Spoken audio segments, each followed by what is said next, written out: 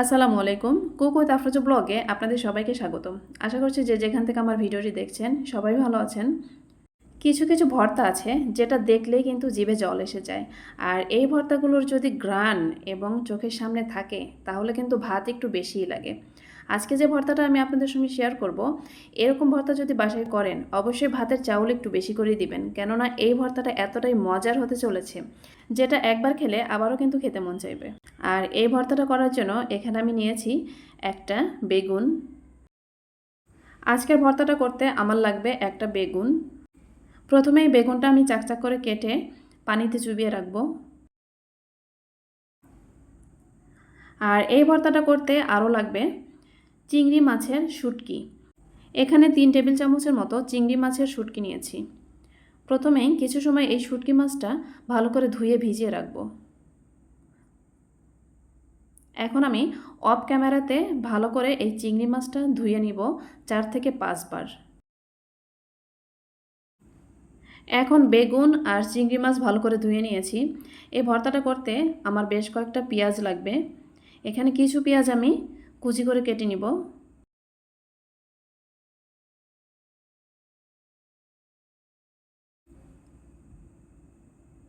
কয়েকটা পেঁয়াজ কুচি করে কেটে নিয়ে আর বাকি পেঁয়াজগুলো আমি ছোট ছোট কিউব করে কেটে নিব। ভিডিওটি কেউ স্কিপ করবেন না, কেননা আজকের ভর্তাটা অনেক মজার হতে চলেছে। আর স্কিপ করলে হয়তো বা কোনো কিছু বুঝতে পারবেন না। এখন পেঁয়াজগুলোও কেটে নিয়েছি। একটা প্লেটে পেঁয়াজগুলো তুলে নিচ্ছি। আর এই ভর্তাটা করতে আরও লাগবে ধনিয়া পাতা। ধনিয়া পাতাগুলো কুচি করে নিব।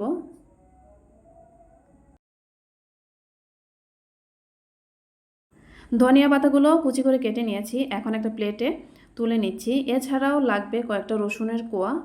আমি অফ ক্যামেরাতে রসুনের কোয়া ছিলে নিয়েছি। লাগবে কয়েকটা শুকনো মরিচ। এই তো সব কিছু গুছিয়ে নিলাম।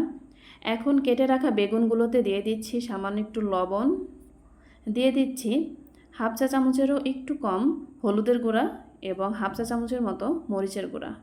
এই 3টে উপকরণ দিয়ে ভালো করে এই বেগুনগুলো মাখিয়ে নিব।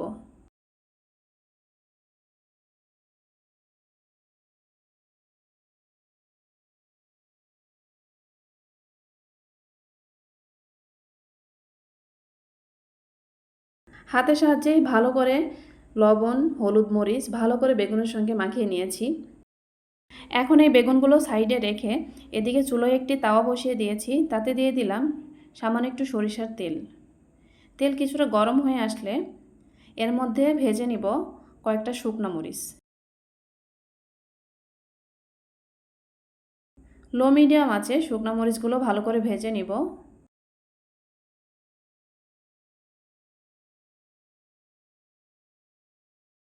এখানে শুকনো মরিচগুলো ভেজে নেওয়া হয়ে গেছে, এখন নামিয়ে নিচ্ছি।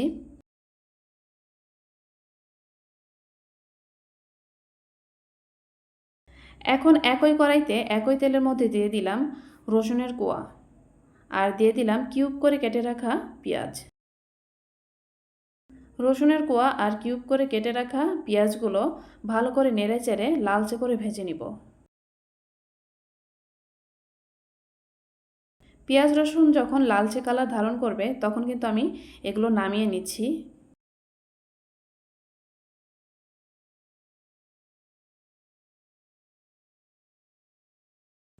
এখন এই প্যানে আবারও একটু সরিষার তেল দিয়ে দিলাম। এখন এর মধ্যে দিয়ে দিচ্ছি কুচি করে কেটে রাখা পেঁয়াজগুলো। পেঁয়াজগুলো ভালো করে নেড়েচেড়ে লালচে করে ভেজে নিব। যারা বিভিন্ন রকমের ভর্তা পছন্দ করেন তারা কিন্তু চাইলে আমার চ্যানেলটি সাবস্ক্রাইব করে রাখতে পারেন, কারণ আমার চ্যানেলে পেয়ে যাবেন অনেক রকমের ইউনিক মজাদার ভর্তা রেসিপি। পুরো মাসব্যাপী আমার চ্যানেলে প্রতিদিন একটা করে দারুণ দারুণ ইউনিক মজাদার ভর্তা রেসিপি আপলোড হয়েছে। যারা এখনও দেখেননি তারা কিন্তু চ্যানেলটি ভিজিট করে দেখে নিতে পারেন। এছাড়াও এই ভিডিওর শেষে গিয়ে ইন্ড স্ক্রিনে একটা ভর্তার প্লে লিস্ট দেখতে পারবেন আপনারা। চাইলে সেখানে ক্লিক করে সবগুলো ভর্তা রেসিপিগুলো দেখে নিতে পারেন। সেখানে পেয়ে যাবেন অনেক মজার মজার ভর্তা। এছাড়াও প্রতিদিন একটা করে নতুন নতুন ইউনিক অনেক মজার মজার ভর্তা পেতে আমার চ্যানেলটি অবশ্যই কিন্তু সাবস্ক্রাইব করে রাখবেন। এদিকে কথা বলতে বলতে প্যানে কিন্তু আমি বেগুনগুলো ভাজতে দিয়েছি। এক পাশটা হয়ে গেলে আমি আরেক পাশটা উল্টিয়ে দিব। সচরাচর আমরা যেভাবে বেগুন ভাজি সেভাবেই বেগুনটা ভেজে নিব। এপিট ওপিট কিছুটা লালচে করে সুন্দর করে ভেজে নিব। এখানে আমার বেগুনগুলো কিন্তু ভেজে নেওয়া হয়ে গেছে। এখন এই বেগুনগুলো তুলে নিব।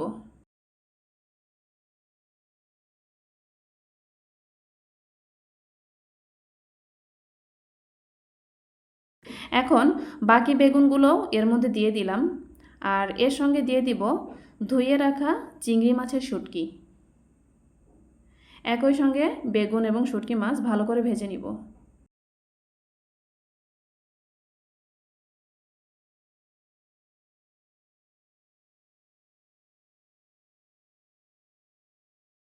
বেগুন এক পাশটা হয়ে গেলে এপিট ওপিট উল্টিয়ে পাল্টিয়ে ভালো করে ভেজে নিব।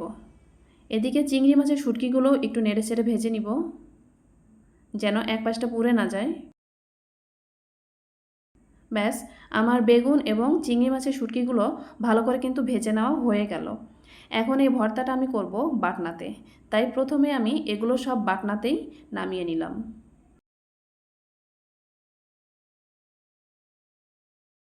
এখন নিয়ে নিচ্ছি কয়েকটা শুকনা মরিচ, ভেজে রাখা শুকনা মরিচ নিয়ে নিলাম। তাতে দিয়ে দিলাম সামান্য একটু লবণ। এখন শুকনো মরিচটা ভর্তা করে নিব। ভিডিওটি দেখতে দেখতে যারা এ পর্যায়ে চলে এসেছেন, এখন একটা লাইক দেননি, অবশ্যই একটা লাইক দিয়ে আমার ভিডিওটি কন্টিনিউ করবেন, কারণ আপনাদের একটা লাইক আমার এই ভিডিওটি অনেক দর্শকের কাছে পৌঁছে দিবে। এদিকে আমার মরিচগুলো ভর্তা করা হয়ে গেছে। এখন এর মধ্যে দিয়ে দিলাম কেটে রাখা পেঁয়াজ কুচি। সামান্য একটু প্রেস করে করে মরিচের সঙ্গে ভর্তা করে নিব, একদম মিহি করার কোনো প্রয়োজন নেই।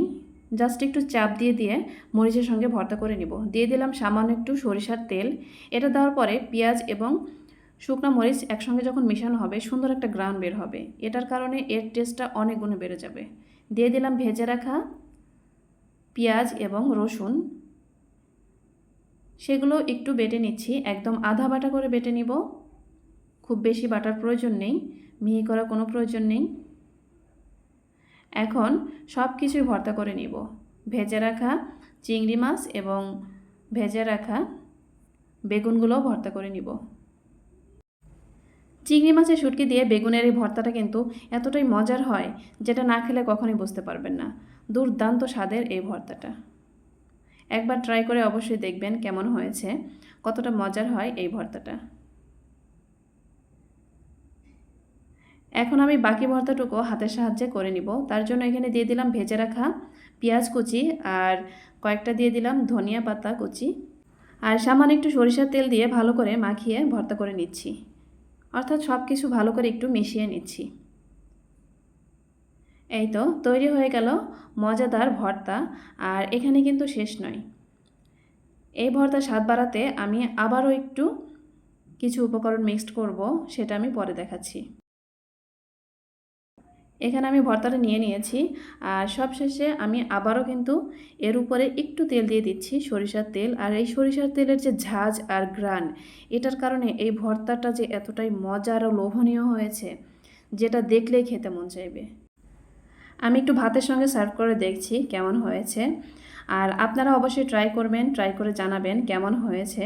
ভালো লাগলে অবশ্যই লাইক কমেন্ট শেয়ার করবেন। যারা আমার চ্যানেলে আজকে নতুন এসেছেন, এখনও চ্যানেলটি সাবস্ক্রাইব করেননি, অবশ্যই সাবস্ক্রাইব করে পাশে থাকা বেল আইকন প্রেস করে দিবেন, যেন নতুন কোনো ভিডিও আপলোড করলে আপনাদের কাছে নোটিফিকেশন পৌঁছে যায়। আজকের ভিডিওটি এ পর্যন্তই। পরবর্তীতে আরও মজাদার একটা ইউনিক ভর্তা রেসিপি নিয়ে আমি আপনাদের সামনে হাজির হব। ততদিন পর্যন্ত সবাই ভালো থাকবেন। আল্লাহ হাফিজ। আসসালামু আলাইকুম।